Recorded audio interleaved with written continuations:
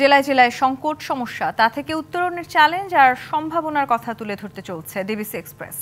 বিশেষ এই আয়োজনে মতামত থাকছে তৃণমূল থেকে শুরু করে নীতি নির্ধারকদের। ডিবিসি এক্সপ্রেস আজ সারাদিন আছে মানিকগঞ্জ জেলায়।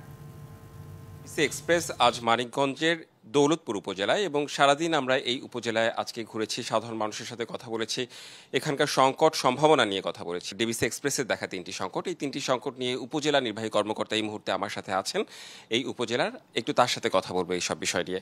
আচ্ছা, আমার কাছে মনে হয়েছে যে নদী সংকট এই এলাকার নদী ভাঙন এই এলাকার মানুষের জন্য একটা অন্যতম সংকট। বছরের পর বছর অনেকেই বাস্তুভিটা হারিয়ে ফেলছে। আপনাদের কোনো উদ্যোগ, তারা চাচ্ছে একটা পার্মানেন্ট সলিউশন, আপনাদের কোনো উদ্যোগ রয়েছে কিনা? ধন্যবাদ। আপনারা সকলেই জানেন যে দৌলতপুর উপজেলা একটি নদীবিধৌত উপজেলা এবং এখানে আমাদের মোটামুটি তিনটি ইউনিয়ন আমাদের সম্পূর্ণ চরে, তারও মাঝে আরও দুটি ইউনিয়নের অর্ধেকাংশই আমাদের চরে অবস্থিত। তো চরে তো আমরা সকলেই জানি যে চরের যে ডিজাইনটা বা চরের যে মাটিটা থাকে সেটা বালি হয় এবং সেটা হচ্ছে কোনো ক্যাপাসিটি থাকে না যে সে কতটুকু ধারণ ক্ষমতা কেমন হবে। তো সেই ক্ষেত্রে দেখা যায় কি নদী ভাঙন আমাদের এই এলাকার একটি খুব কমন একটি চিত্র। সেক্ষেত্রে আমরা যে সকল শিক্ষা প্রতিষ্ঠান আছে বা আমাদের অন্যান্য যে সরকারি দপ্তর আছে সেগুলোকে আমরা রক্ষা করার জন্য প্রতি বছরই আমরা পানি উন্নয়ন বোর্ডের সাথে সবসময় যোগাযোগ রাখি। সাধারণ মানুষও তো রয়েছে, তারাও তো নিশ্চয় হয়ে যায়, মানুষ রয়েছে তাদের ঘর ভেঙে যায় নদীতে, অনেকেই জমি হারা হয়ে যায়।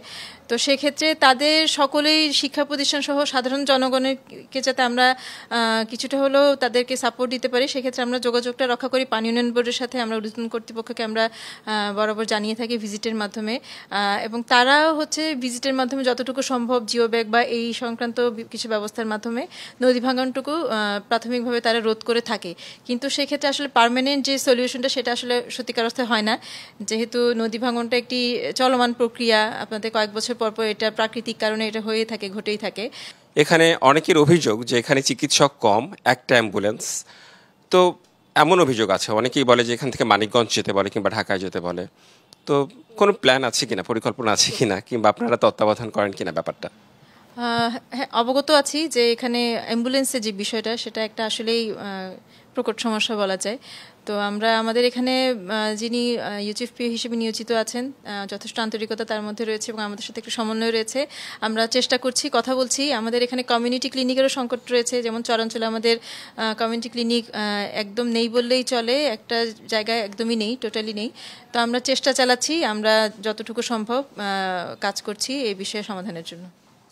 আর একটা আমার কাছে মনে হয়েছে যে রাস্তাঘাট কিছুটা খারাপ, সেটা অবগত রয়েছেন কিনা?